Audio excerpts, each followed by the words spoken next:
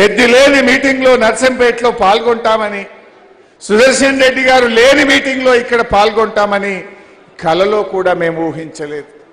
ఇది నిజంగా ఎంతో బాధాతత్వ హృదయంతో, మాటలు రావట్లేదు, ఎన్నెన్నో ఆలోచనలు, ఎన్ని పోరాటాలు.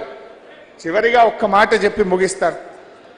మొన్న పెద్ది ఆసుపత్రిలో పడితే నేను కేటీఆర్ గారు ఆగమేఘాల మీద పరిగెత్తుకుంటూ వచ్చాం.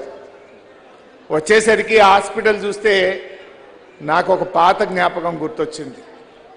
ఒక ఉద్యమకారుడు తెలంగాణలో ఆత్మహత్య చేసుకుంటే ఆ రోజు డీసీఎం మీద ఎక్కించి ఆ అమరుడికి అంతిమ యాత్ర జరుగుతూ ఉంది.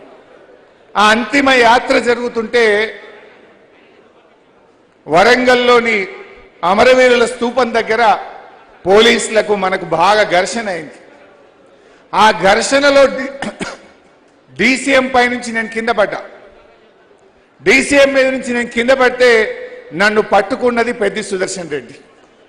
నేను లేకపోతే భూమి మీద పడాలి, కానీ ఆయన చేతుల మీద పడి నేను కింద పడ్డా. ఆ రోజు కింద పడితే నన్ను ఆసుపత్రికి తీసుకుపోయింది సుదర్శన్ రెడ్డి. ఆ రోజు ఏ ఆసుపత్రికి అయితే సుదర్శన్ రెడ్డి నన్ను తీసుకుపోయిండో, పాపం సుదర్శన్ రెడ్డి ఆ ఆసుపత్రిలోనే నేను చివరి చూపు చూస్తానని కలలో కూడా కంటలేదు.